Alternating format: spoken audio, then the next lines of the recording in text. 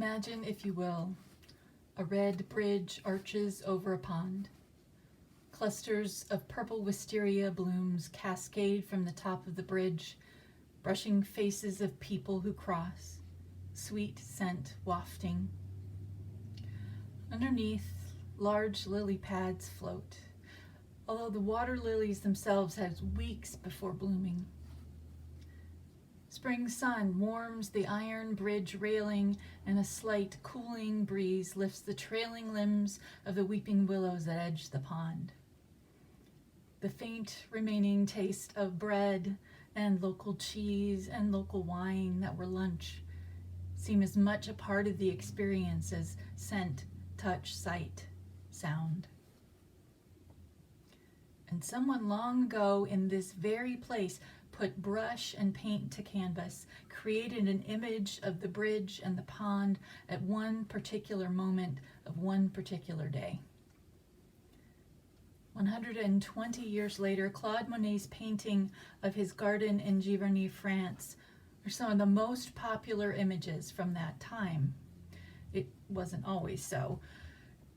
When the first artists began showing their work in this style, what we now call Impressionism, art critics in France, especially those from the Paris Academy, sneered at the unfinished, unbalanced, ordinary subjects of the images. Theologian Paul Tillich suggested that art and observer become one entity, that there is a mystic aesthetic, awe, experienced through art.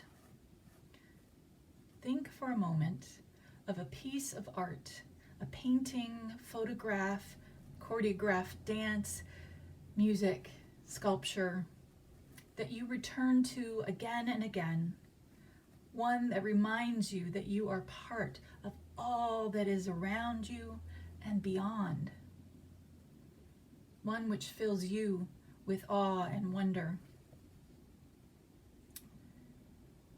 Take a moment, maybe pause this video, and if you like, write it down, a description of that bit of art, that piece of art. Sketch it quickly, make a dot to begin. Just give yourself a few moments.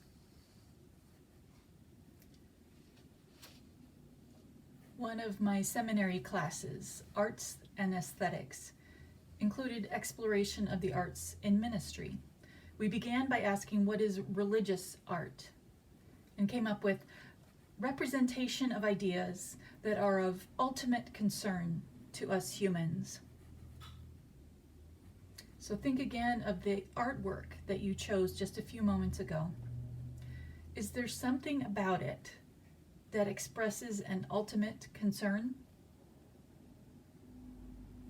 If not, is there another artwork that does have spiritual meaning beyond just right now, right here?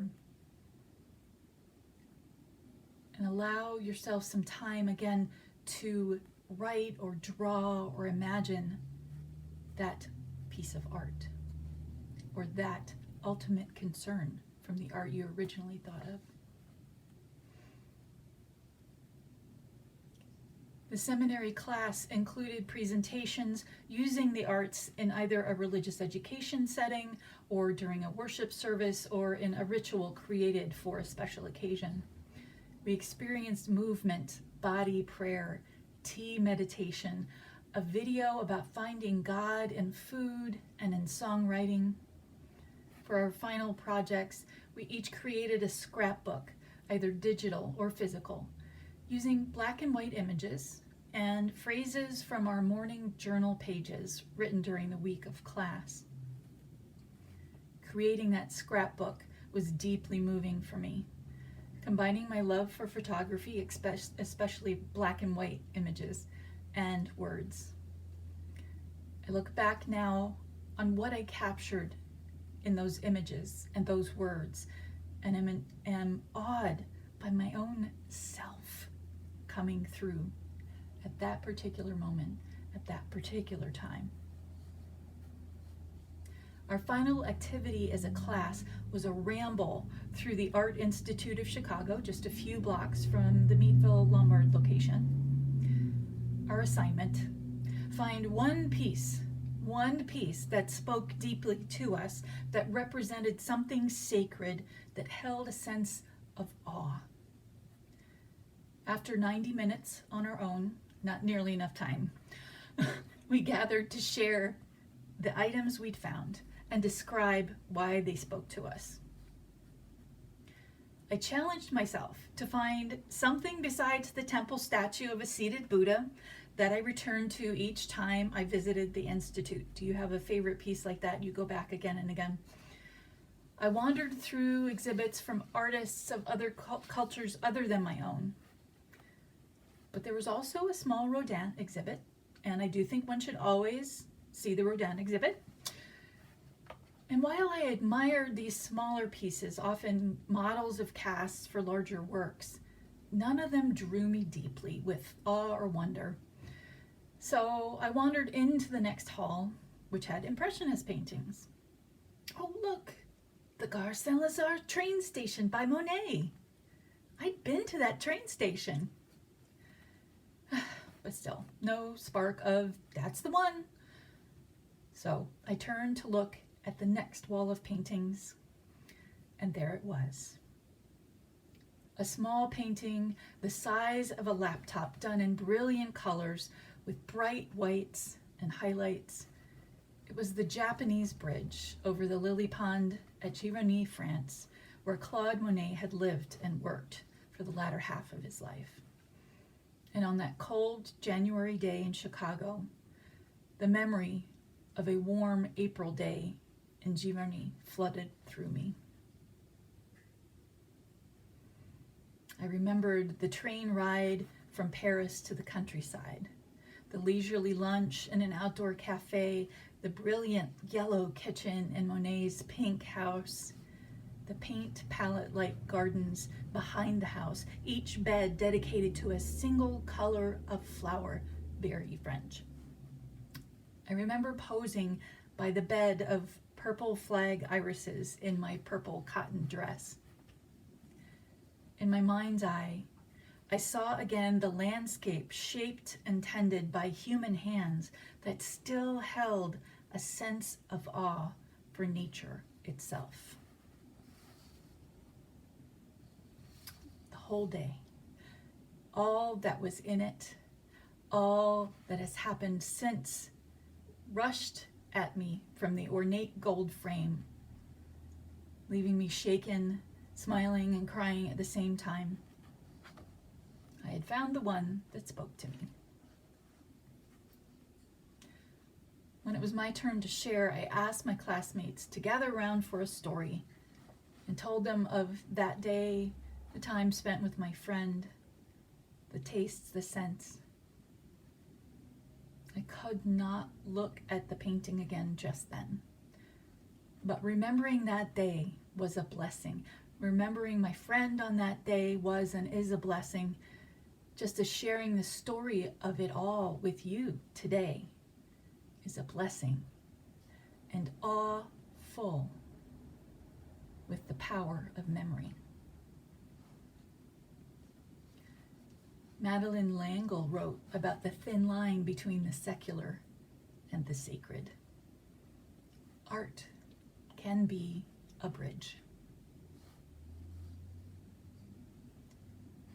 Take a moment here and savor the feelings that your chosen work of art brings up. Pause, write down a few of those feelings, or draw or paint or sing them. If you experience crossing that line between secular and sacred as you remembered your favorite artwork, describe that in your chosen medium.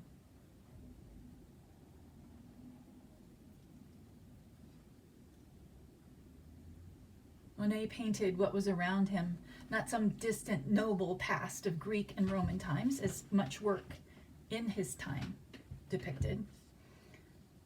Instead, he and the other painters who were part of the Impressionists painted their own ordinary, everyday life: trains leaving the station, boats on a river, people reading in a garden.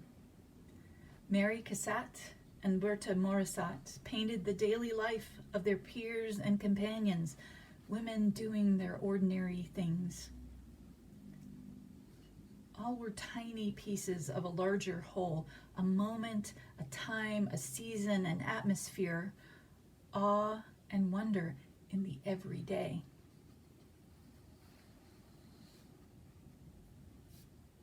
Pause for a moment again and consider, how has the location of awe changed for you over time? What now leaves you most in awe when you look at it, when you experience it, when you taste it, when you scent it? Write or draw or sing or dance your answer.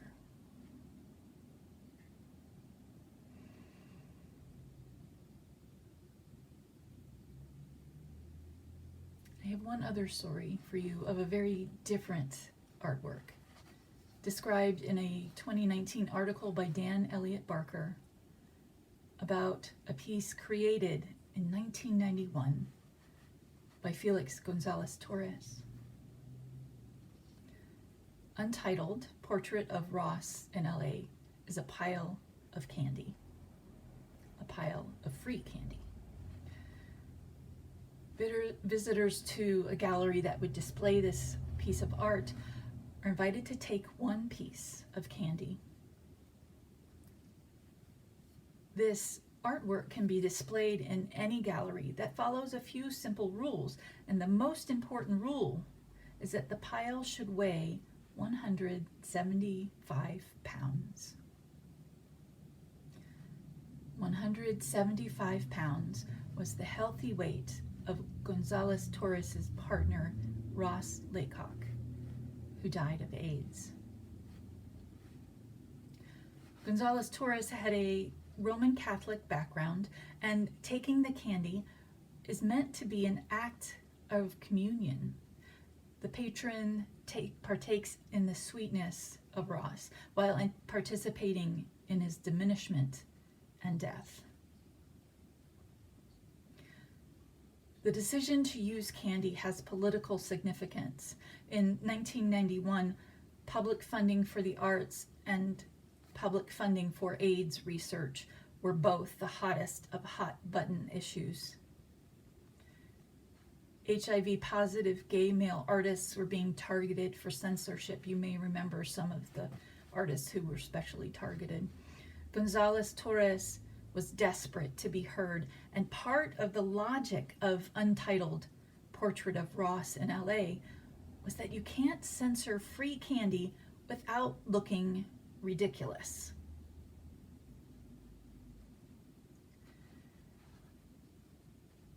The replicability of the piece makes it indestructible. The artist Gonzalez Torres had an intuitive, ahead of its time understanding that came from dealing with an actual virus that may resonate with you right now too, rather than the internet. Think about the virus we are currently still coping with and what happens with the internet now. That pile of candy doesn't seem so frivolous or ridiculous. Art has changed in the century plus since Claude Monet created the now beloved Water Lilies paintings. The contemporary political art piece by Gonzalez Torres also pinpoints a moment in time, both personal and societal, as did the work of the Impressionists. As Rabbi Abraham Joshua Heschel wrote, "We can never sneer at the stars, mock the dawn, or scoff at the totality of being. Sublime grandeur evokes unhesitating, unflinching awe. Away from the immense, cloistered in our own concepts, we may scorn and revile everything, but standing between earth and sky, we are silenced by the sight. And here's the thing. We are always standing between earth and sky. Always. Awe comes so unexpectedly if we let it. Awe reminds us both that we are part of all that is around us and that we as humans are rather insignificant in the larger view of nature, in the larger span of time. May you be open to awe, and may wonder find you every day. May your senses be confounded entirely by sublime grandeur. May you create space for others you encounter to experience the same. Amen, and blessed be.